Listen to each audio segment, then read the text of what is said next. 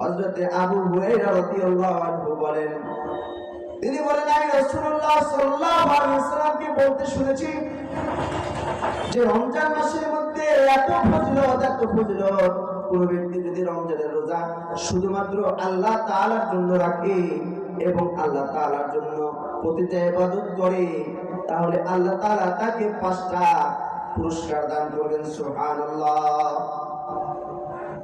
আল্লাহ তাআলা ওই বান্দাকে 5টা পুরস্কার দান করবেন। এক নম্বর হলো রাসূলুল্লাহ সাল্লাল্লাহু আলাইহি ওয়াসাল্লাম বলেন, রমজান মাসে রোজাদার ব্যক্তির মুখের ঘ্রাণ আল্লাহ তাআলার কাছে মিশকের চেয়েও সুগন্ধ, অধিক সুগন্ধ।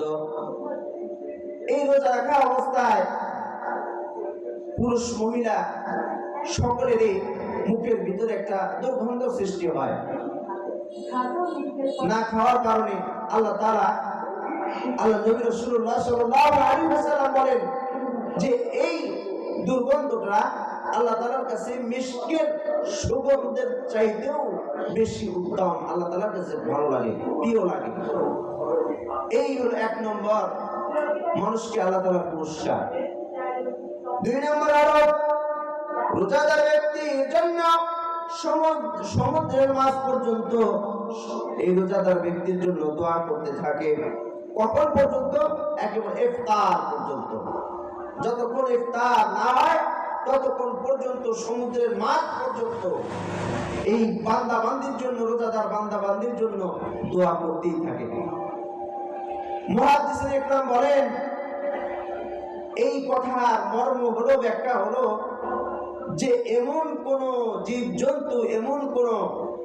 জীবজন্তু নাই রোজাদারের জন্য দোয়া করে না। এমনকি সমুদ্রের মাছও করে। এর দ্বারা বোঝানো হয়েছে সমস্ত জীবজন্তু, সমস্ত রকমের উদ্ভিদ এরকম ভাবে রোজাদারের জন্য তো দোয়া করে, সাথে সাথে সমুদ্রের মাছ পর্যন্ত রোজাদারের জন্য দোয়া করে। হাদিস শরীফের মধ্যে আসছে। রাসূলুল্লাহ সাল্লাল্লাহু আলাইহি ওয়াসাল্লাম বলেন, 3 নম্বর পুরস্কার হলো রোজাদারের জন্য প্রতিদিন জান্নাতকে সাজানো হয় নতুন নতুন জিনিস দিয়ে। রোজাদারের জন্য জান্নাতকে সাজানো হয়। রোজাদার এদিকে আমল করে, আল্লাহ তাআলা এদিকে রোজাদারের জন্য জান্নাতকে সুন্দর ফুল ফল, জান্নাতকে সুন্দর সুন্দর জিনিস দিয়ে সাজিয়ে দেয়। সুবহানাল্লাহ। রাসূলুল্লাহ সাল্লাল্লাহু আলাইহি ওয়াসাল্লাম বলেন, 4 নম্বর হলো উশৃঙ্খল শয়তানকে, ইবলিস শয়তানকে এই রমজান মাসের মধ্যে শিকল দিয়ে বেঁধে রাখা হয়, যাতে করে সে যেন আল্লাহর নবীর উম্মতদেরকে গুমরাহ না করতে পারে। এই জন্য এই উশৃঙ্খল শয়তানকে এই রমজান মাসের মধ্যে বেঁধে রাখা হয়, যাতে করে সে কোনো বড় গুনাহ না করতে পারে। তবু আমরা বলতে পারি, হুজুর তাও তো আমরা দেখি ঝগড়াঝাটি, বিভিন্ন রকমের গুনার কাজ করে। এটা হলো নিজের নফস এবং 11 বছর যে শয়তান ধোঁকা দিয়েছে, এটার আসর প্রতিক্রিয়া এখনো আছে, এই জন্যই সে করে। কিন্তু আমাদেরকে অবশ্যই এর থেকে পরিত্রাণ থাকতে হবে। রাসূলুল্লাহ সাল্লাল্লাহু আলাইহি ওয়াসাল্লাম বলেন,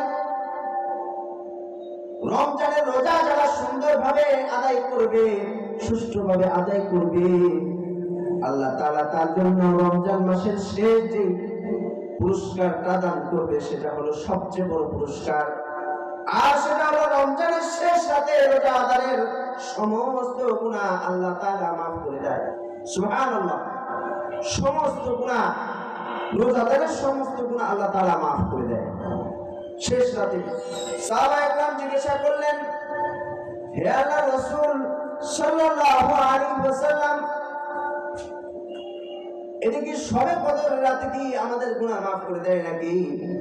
আল্লাহর নবী বললেন, তুমি কি কখনো দেখেছো শ্রমিক কাজ না শেষ করতেই তাকে প্রতিদান দেওয়া হয়, তার পারিশ্রমিক দেওয়া হয়? অর্থাৎ যেদিন 30 রাত হবে অথবা 29 রাত হবে, সেদিন তাকে আল্লাহ তাআলা সমস্ত গুনাহ মাফ করে জান্নাতে দিবে। সুবহানাল্লাহ। আর আল্লাহর নবী রাসূলুল্লাহ সাল্লাল্লাহু আলাইহি ওয়াসাল্লাম বলেন, আল্লাহ তাআলা যাকে গুনাহ মাফ করে দিবে সে ব্যক্তি জান্নাত যাবে। আল্লাহ তাআলা কোরআনুল কারীমের মধ্যে বলেন, ফামা যুহজিহা আনিন নারি ওয়া উদখিলাল জান্নাতা ফাকাদ ফাজ। আল্লাহ তাআলা বলেন, যে ব্যক্তিকে আমি জাহান্নাম থেকে মুক্তি দান করব, ফামা যুহজিহা আনিন নার, আমি যেই বান্দাকে জাহান্নাম থেকে মুক্তি দান করব, ওয়া উদখিলাল জান্নাতা, এবং তাকে আমি জান্নাত দিব, ফাকাদ ফাজ, সে ব্যক্তি হয়ে যাবে সফলকাম। সুবহানাল্লাহ। আল্লাহ তাআলা যাকে জাহান্নাম থেকে মুক্তি দিয়ে গুনাহ মাফ করে জান্নাতের মধ্যে ঢুকিয়ে দিবে, সে ব্যক্তি কামিয়াব, সে ব্যক্তি কামিয়াব। এই জন্য গুনাহ থেকে বিরত থাকতে হবে।